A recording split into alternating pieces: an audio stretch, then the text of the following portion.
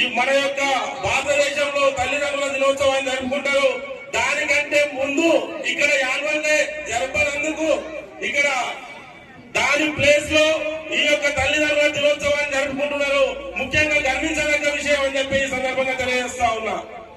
అదేవిధంగా ఈ రోజు ఇప్పుడున్నటువంటి గ్లోబలైజేషన్ యుగంలో తల్లిదండ్రులు గురువు దైవం ఇలాంటివన్నీ మర్చిపోతున్న తరుణంలో ఈ యొక్క ఏసియన్ డైమండ్ స్కూల్ వాళ్ళు తల్లిదండ్రుల బంధాన్ని తెలిపేందుకు ఈ రోజు ఈ యొక్క కార్యక్రమాన్ని నిర్వహించుతున్నందుకు వారికి ప్రత్యేక అభినందన తెలియజేస్తా ఉన్నా.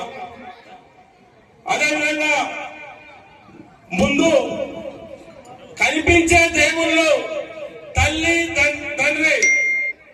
తండ్రి తర్వాత మూడో స్థానం గురువు. కనిపించని దేవుళ్ళు ఎక్కడ ఉన్నారో తెలియదు కానీ కనిపించే దేవుళ్ళు తల్లిదండ్రి అని చెప్పి ఆనాడు ఉన్నటువంటి దేవుళ్ళు కూడా మన వినాయకుడు వారి యొక్క తల్లిదండ్రుల చుట్టూ తిరుగుతూ అంటే అన్నదమ్ములకిద్దరికి ఆనాడు ఒక పందెం పెడితే ఆ పందెంలో వినాయకుడు కుమారస్వామి ఇద్దరు కూడా అంటే ప్రపంచం మొత్తాన్ని చుట్టురమ్మని చెప్తారు. చెప్తే కుమారస్వామి నెమలి వాహనం మీద ఆ ప్రపంచం మొత్తం చుట్టూ రావడానికి తల్లిదండ్రులు మళ్ళీ మొదట ఎవరు వస్తారో వాళ్ళే గెలిపోతారని చెప్పి చెప్తే కుమారస్వామి నెమలి వాహనం మీద ప్రపంచం మొత్తం చుట్టూ రావడానికి వెళ్తాడు. కానీ వినాయకుడు తన తల్లిదండ్రుల పాద పూజ చేసుకుంటూ ఆ తల్లిదండ్రుల చుట్టుముట్టే శంకరుడు పార్వతి చుట్టూ తిరిగి అక్కడే అంటే ప్రపంచం మొత్తం తిరిగినట్టు కనిపిస్తుంది. చివరికి ఎవరు గెలుస్తారంటే తల్లిదండ్రుల పాద పూజ ఎవరు చేస్తారో తల్లిదండ్రులను ఎవరైతే మంచిగా చూసుకుంటారో వాళ్ళే గెలుస్తారని చెప్పి ఈ యొక్క సందేశం అని చెప్పి సందర్భంగా తెలియజేస్తా ఉన్నా. ఈ యొక్క కార్యక్రమం ప్రతి ఒక్కరికి కూడా కనువిప్పు కలగాలి. ఎందుకంటే పేరెంట్స్ కు ఎప్పటికీ కూడా అమ్మా నాన్న ఉంటే ఈరోజు తల్లిదండ్రులు లేకపోతే విద్యార్థులకు వెన్నుదంటే ప్రోత్సహించే వాళ్ళు లేరు. ఈరోజు తల్లి పాత్ర వెళ్ళలేనిది ఇంట్లో దీపం ఉండాలని చెప్తారు. తల్లి లేకపోతే ఏ ఒక్క పని కూడా ఎవరు కూడా చేసుకోలేనటువంటి పరిస్థితి. అదే తల్లి తన చెమట చుక్కలను కాచి ఈ యొక్క విద్యార్థులను చదివిస్తారని చెప్పి ఈ సందర్భంగా తెలియజేస్తా ఉన్నారు. అదేవిధంగా ఈ యొక్క ఏసియన్ డైమండ్ స్కూల్ ఈ ఏసియాలోనే డైమండ్ ఒక రక్తం లాంటి స్కూల్ గా తయారైతుంది. ఎక్కడో మారుమూల బస్తీలో ఒక జయశంకర్ కాలనీలో ఏర్పాటు చేసినటువంటి ఈ స్కూల్ ఎవరెస్ట్ అంత ఎత్తుకు ఎదగాలని చెప్పి ఈ సందర్భంగా తెలియజేస్తా ఉన్నారు. అదేవిధంగా ఈ యొక్క స్కూల్లో చదివే విద్యార్థులు కూడా ఒక డైమండ్ అంటే ఈరోజు రత్నాలు ఎన్నో ఉన్నాయి. పనికి వాళ్ళ కొన్ని రత్నాలు అందులో ఉండేటటువంటి రత్నం వచ్చేవే ఈ యొక్క డైమండ్ స్కూల్లో ఉండేటటువంటి విద్యార్థులు డైమండ్స్ అని చెప్పి ఈ సందర్భంగా తెలియజేస్తా ఉన్నా.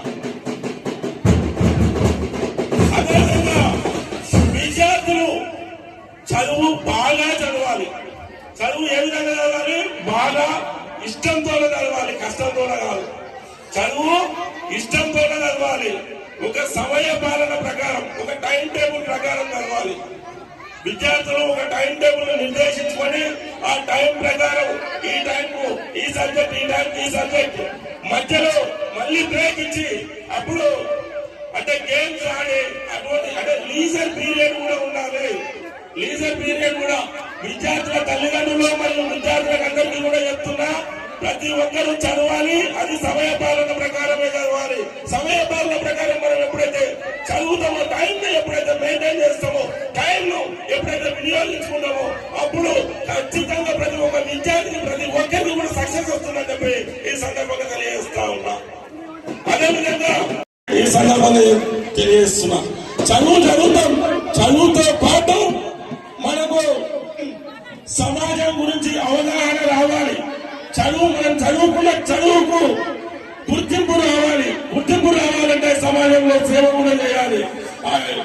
మనము ఏదైతే చదువుతామో చదువుకు న్యాయం చేయాలంటే మనము ఆ చదువును చదివిన తర్వాత మనము ఏదో ఒక ఉద్యోగమో లేదా 10 మందికి ఉపాధి కల్పించినప్పుడు అదేవిధంగా కల్పించి మన యొక్క తల్లిదండ్రులను కూడా అదేవిధంగా మనల్ని ఎప్పుడైతే చిన్నప్పుడు మనల్ని ఏ విధంగా చూసుకున్నామో వాళ్ళు పెద్దగా అంటే వాళ్ళ ముసలితనంలో మనం కూడా వాళ్ళకి చేదోడు వాదోడుగా మనల్ని చిన్నప్పుడు ఏ విధంగా చూసుకున్నారో మనం కూడా పెద్దగా అయిన తర్వాత మనం ప్రయోజనకరమైన తర్వాత మన తల్లిదండ్రులను కూడా ఆ విధంగా చూసుకోవాలని చెప్పి సందర్భంగా తెలియజేస్తున్నాం.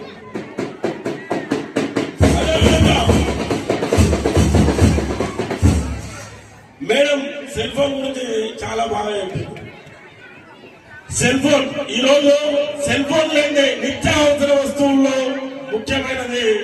అంటే అన్నింటికి మించి ఇప్పుడు నేను ఇంటికి వచ్చిన నా సెల్ ఫోన్ మీదనే నా ధ్యాస మొత్తం సెల్ ఫోన్ మీదనే. ఏ ఫోన్లో వస్తున్నావో ఎక్కడో ఏమో ఏం చేయాలి నెక్స్ట్ ఇంకేం పెట్టుకున్నావో అని చెప్పి. అయితే సెల్ ఫోన్ మనం ఎంతవరకు యూజ్ చేసుకోవాలో అంతే మనం యూజ్ చేసుకోవాల్సిన అవసరం ఉంటది. ఎందుకంటే ఇవాళ రేపు చిన్న పిల్లలకు తల్లిదండ్రులకు చెప్తున్నా, పిల్లలకు ఫోన్ లేని వాళ్ళ కాలక్షేపం నిలుతలేదు, ఫోన్ లేని వాళ్ళు తిండి తినడం లేదు. చదువుకోవాలి అని అన్నా కూడా నాకు ఒక అర్ధగంట ఫోన్ ఇస్తే మాత్రమే నేను చదువుకుంటా, లేకపోతే నాకు ఒక అర్ధగంట ఫోన్ ఇస్తేనే నేను తింటా, లేకపోతే తినను. ఇటువంటి వాటికి దూరం చేసి వీళ్ళను గేమ్స్ క్రీడల్లో నిమగ్నమయ్యే విధంగా చేసి వారిని ఆ క్రీడల తర్వాత మంచిగా ఇంటికి తీసుకొచ్చిన తర్వాత మంచిగా ప్రెషర్ చేయించి తర్వాత చదువుకోమని చెప్పి ఆ తర్వాత వారికి ఎలాగైనా వాళ్ళు అలసిపోయి ఉంటారు కాబట్టి ఖచ్చితంగా మంచి నిద్ర వస్తుంది. మళ్ళీ డైలీ 5 గంటలు లేసే విధంగా వారిని తీర్చిదిద్దాలి.